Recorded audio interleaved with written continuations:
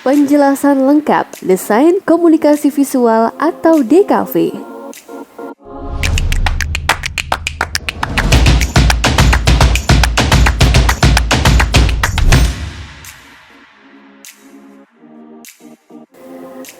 Pengertian desain komunikasi visual.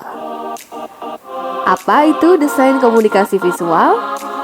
DKV adalah salah satu cabang ilmu desain yang mempelajari konsep komunikasi melalui berbagai media yang dapat berupa gambar, tatanan huruf, video, media interaktif, dan media visual lain agar gagasan yang disampaikan dapat diterima dengan baik oleh penerima pesan.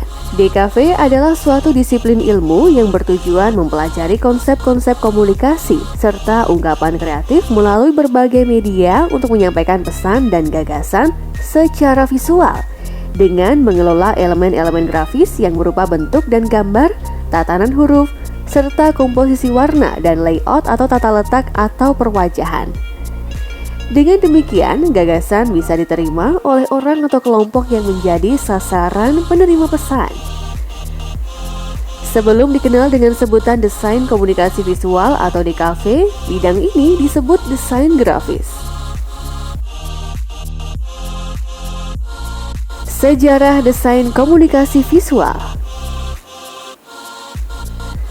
Seiring perkembangan zaman, jangkauan istilah desain grafis yang hanya berorientasi pada gambar dianggap semakin kurang relevan, menimbang semakin beragamnya media yang digunakan seperti billboard video, website, media interaktif, dan lain-lain.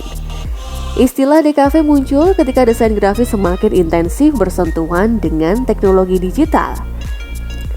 Perkembangan teknologi yang semakin pesat mempengaruhi tumbuhnya kebutuhan desain baru yang tidak hanya diaplikasikan pada media cetak atau statis, melainkan merambah juga pada media informasi dan media interaktif digital yang membutuhkan keterampilan di bidang komunikasi visual secara umum.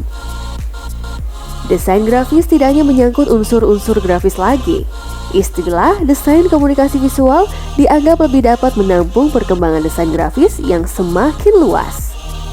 Desain komunikasi atau communication design merupakan subdisiplin dari desain yang menitik beratkan pada penyampaian informasi kepada publik melalui media apapun, bukan hanya media cetak. DKV merupakan desain grafis yang telah menempuh perjalanan panjang dari sekitar tahun 1400-an ketika seorang ilmuwan Jerman menemukan mesin cetak.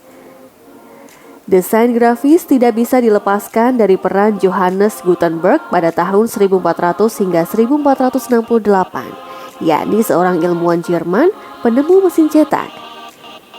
Gutenberg disebut sebagai bapak desain grafis, yang berarti ia adalah bapak desain komunikasi visual juga.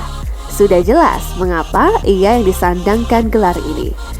Mesin cetak menciptakan kebutuhan disiplin ilmu baru untuk mengasah kemampuan menciptakan desain grafis.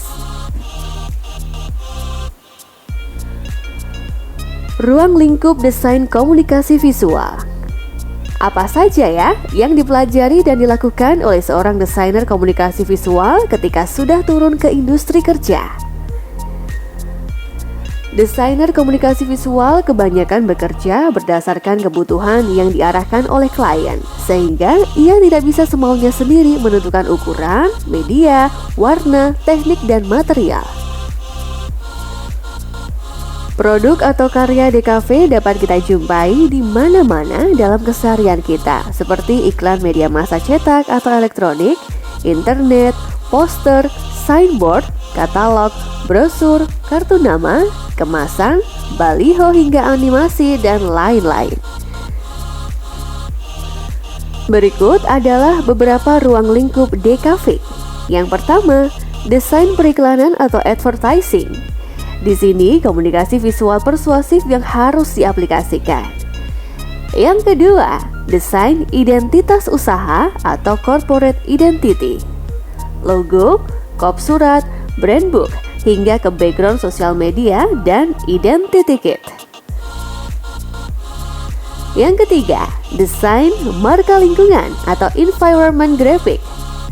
Marka lingkungan eksterior dan interior berada di mana-mana, baik itu di mall, universitas, rumah sakit, dan fasilitas umum lainnya. Yang keempat, desain multimedia.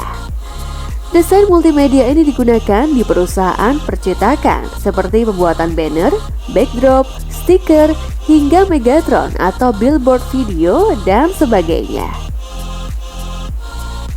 Yang kelima, desain grafis industri, seperti misalnya kemasan produk. Yang keenam, desain grafis media, meliputi buku, surat kabar, majalah, dan lain-lain. Biasanya hal ini dilakukan di pekerjaan penerbitan atau redaksional. Yang ketujuh, cerita bergambar atau komik. Sarana statis yang dapat memberikan narasi lebih ringan dan mudah diikuti ketimbang media cetak lain. Yang kedelapan, fotografi. Industri yang besar dan banyak memiliki keterkaitan dengan bidang desain lain. Yang kesembilan, videografi. Gambar bergerak lengkap dengan audio banyak dibutuhkan dalam semua industri hari ini. Yang ke-10, ilustrasi. Sebagai konteks tambahan dan pelengkap suatu informasi. Yang ke-11, animasi. Salah satu media terkomplit sebagai sarana komunikasi visual membutuhkan dedikasi yang tinggi dan kerjasama tim dari berbagai disiplin ilmu untuk mewujudkannya. Yang ke-12, media interaktif. Meliputi website, aplikasi mobile, dan game. Kerjasama yang dibutuhkan jauh lebih kompleks lagi. Cabang ilmu DKV. Karena banyaknya ruang lingkup yang harus dijamah oleh desain komunikasi visual, maka konsentrasi yang lebih mengerucut juga diperlukan.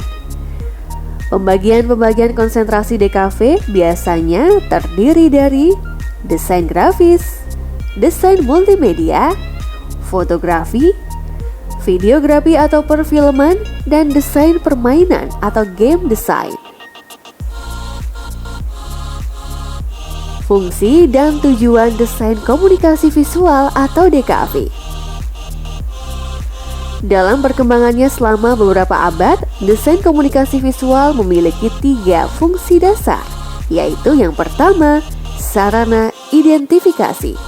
Identitas perusahaan dapat mengungkapkan pesan dan gagasan perusahaan tersebut. Begitu juga dengan produknya, harus memiliki identitas yang mencerminkan nilai jual dan kualitas produk tersebut, sehingga produk itu mudah dikenali dan baik citranya yang akan berdampak pada angka penjualan. Konsumen akan lebih memilih membeli air mineral dengan menyebutkan merek A daripada hanya mengatakan membeli air mineral saja, jika identitas produk terbentuk dengan baik. Fungsi yang kedua, sarana informasi dan instruksi. Misalnya peta, diagram, simbol, infografis, dan penunjuk arah. Pesan akan dianggap berguna jika disampaikan kepada komunikan yang tepat dan pada kondisi yang tepat, juga dalam bentuk yang mudah dipahami. Kemudian dipresentasikan secara logis dan konsisten. Contohnya seperti tanda dan rambu lalu lintas, simbol telepon umum, toilet, restoran, dan lain-lain yang bersifat informatif dan komunikatif dan mudah dibaca oleh orang dari berbagai latar belakang berbeda, sehingga komunikasi visual ini haruslah bersifat universal. Fungsi yang ketiga, sarana presentasi dan promosi. Tujuan ini pun dapat kita lihat ketika para pengusaha yang menyebarkan pamflet atau poster sebagai promosi untuk memberitahukan informasi bahwa terdapat produk yang dapat digunakan oleh konsumen. Singkat, jelas, dan padat akan mudah diingat oleh pembaca. Umumnya untuk mencapai tujuan tersebut, maka pesan yang disampaikan harus bersifat persuasif dan menarik. Lalu bagaimana caranya untuk merancang desain komunikasi visual yang sesuai dengan fungsinya tersebut? Tentunya dengan menerapkan berbagai teori dan modul praktik yang dipelajari di bidang studi DKV. Apa yang dipelajari di bidang studi DKV? Ilmu desain, seni rupa, ilmu komunikasi, manajemen, dan praktik-praktik teknis keprofesian desain komunikasi visual. Salah satu dasar yang akan dipelajari terlebih dahulu adalah mengenal berbagai elemen terkecil yang membentuk suatu karya desain komunikasi visual. Unsur-unsur tersebut akan dipelajari pada nirmana atau rupa dasar. Selain itu, terdapat beberapa unsur unik yang dimiliki desain komunikasi visual. Beberapa elemen tersebut adalah sebagai berikut. Layout adalah struktur pengaturan yang mengayomi suatu tampilan informasi seperti pada buku, majalah, website, dan media lainnya. Tipografi, tatanan huruf yang dirancang agar proses komunikasi dalam bentuk teks tersampaikan dengan baik melalui keterbacaan yang baik dan estetika yang apik. Tipografi yang baik mengarah pada keterbacaan dan kemenarikan. Desain huruf tertentu dapat menciptakan gaya dan karakteristik yang sesuai untuk subjek iklan. Ilustrasi dibagi menjadi dua, yaitu ilustrasi yang dihasilkan dengan tangan atau gambar dan ilustrasi yang dihasilkan oleh kamera atau fotografi. Terkadang, ahli lain memecah unsur ini menjadi ilustrasi dan fotografi.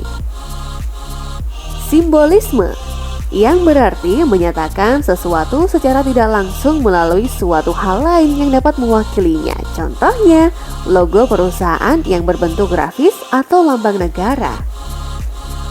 Warna adalah elemen penting yang berdampak besar pada suatu desain. Pemilihan warna yang harmonis akan menghasilkan kesan tertentu dan tampak indah. Suara adalah elemen pendukung yang dapat digunakan untuk lebih menghidupkan suasana, terutama pada gambar bergerak dan media interaktif. Demikian bahasan tentang berbagai unsur yang terdapat pada suatu desain komunikasi visual. Semoga bermanfaat.